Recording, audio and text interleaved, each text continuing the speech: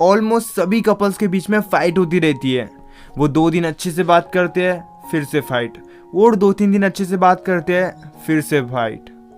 Guys एक चीज समझ लो, सभी कपल्स के बीच में थोड़ी थोड़ी फाइट्स होती रहती है, लेकिन कुछ कपल्स के बीच में बहुत ज़्यादा फाइट होती है। तो आज के इस वीडियो में मैं आपको बताऊंगा कि जब भी आपके और आपके पार्टनर के बीच में फाइट होती है तो आप उससे कैसे डील कर सकते हो ताकि फ्यूचर में कम से कम फाइट हो।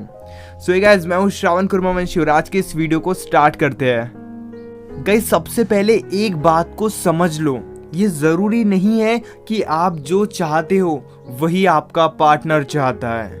हो सकता है कि आप दोनों अलग अलग चीज़ें चाहते हो। एक एग्जांपल देता हूँ, अगर आप बहुत ज़्यादा बात करना चाहते हो लेकिन उस इंसान को बात करना पसंद नहीं है, आप उस इंसान से मिलना चाहते हो लेकिन उस इंसान को मिलना पसंद नहीं है, या फिर उस इंसान को मिलना पसंद है लेकिन आपको ज़्यादा मिलना पसंद नहीं है, यानी आपको जो अच्छा लगता है या फिर उस इंसान को जो अच्छा लगता है शायद वो आपको अच्छा नहीं लगता होगा, एंड इट्स नॉर्मल। यही चीज़ें आपको एक दूसरे में समझनी चाहिए। जो चीज़ें आपको पसंद है शायद वो चीज़ें उस इंसान को पसंद नहीं है। हर किसी की ख्वाहिशें अलग होती है। And now the very important point for boys, for husband. Guys एक चीज़ समझ लो, जब भी आपकी गर्लफ्रेंड आपको कुछ बात बताए या फिर जब भी आपकी वाइफ आपको अपनी प्रॉब्लम बताए तो उनके सामने एक्सपर्ट बनने की ज़रूरत नहीं है। जब भी क्या होता है ना, कोई गर्लफ्रेंड या फिर कोई वाइफ अपने पार्टनर को कोई प्रॉब्लम बताती है तो ना नॉर्मली बॉयज़ या फिर हस्बैंड उनके सामने एक एक्सपर्ट बन जाते हैं कि यार मुझे सब पता है, तुम बताओ क्या हुआ, मैं जल्दी से सॉल्यूशन दूंगा।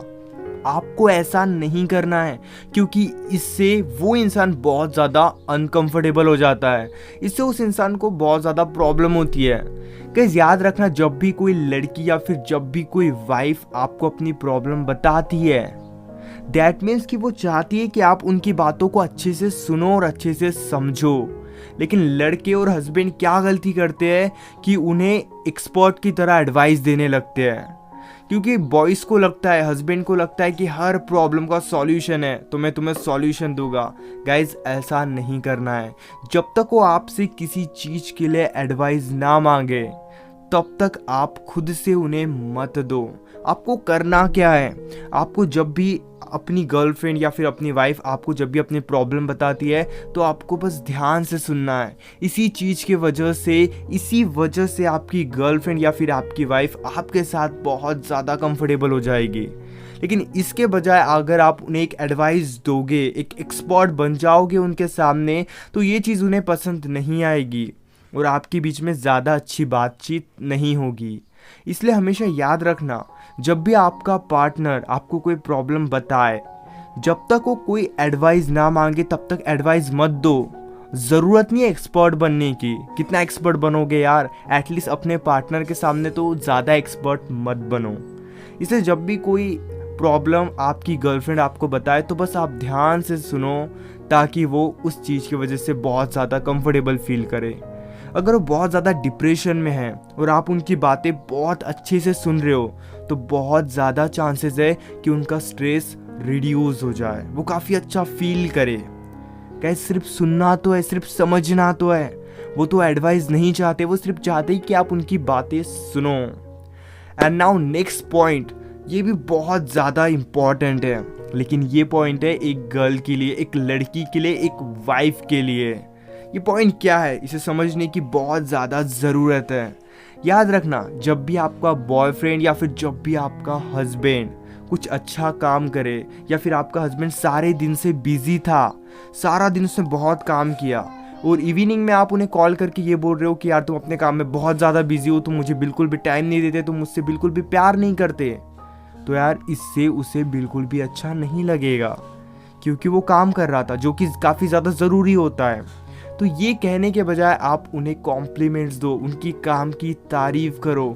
यार किसी भी लड़के को या फिर किसी भी हस्बैंड को अपनी काम की तारीफ सुनना बहुत ज़्यादा पसंद होता है, लेकिन बहुत ज़्यादा वाइफ्स, बहुत ज़्यादा लड़कियां यही गलती करती है कि उनकी तारीफ तो छोड़ो, उन्हें बेवजह बोलने लगती है कि यार तुम मुझे टाइम नहीं देते हो, तुम मुझसे प्यार नहीं करते हो। यार कितना प्यार करवाओगे? सिर्फ उन्हें समझना है, सिर्फ ना उनको कॉम्प्लीमेंट्स देने हैं। आप उनकी तारीफ करोगे तो वो अच्छा फील करेंगे, उन्हें लगेगा कि आप उनको लेकर थैंकफुल हो, आप उनको लेकर ग्रेटफुल हो, जो कि बहुत ज़्यादा ज़रूरी होता है।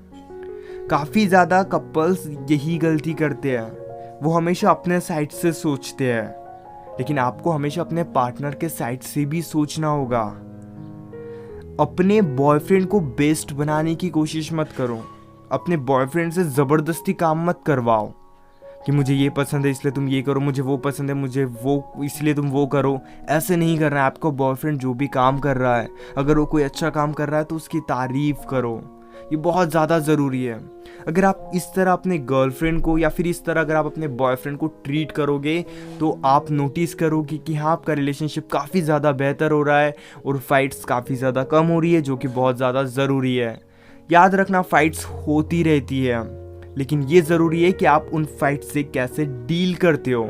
अगर आप उन फाइट से सही से डील करते हो तो फ्यूचर में बहुत कम फाइट्स होगी, लेकिन अगर आप वो फाइट, इतनी सी फाइट को इतना बड़ा बना रहे हो तो यार फ्यूचर में इससे ज़्यादा बड़ी फाइट होगी।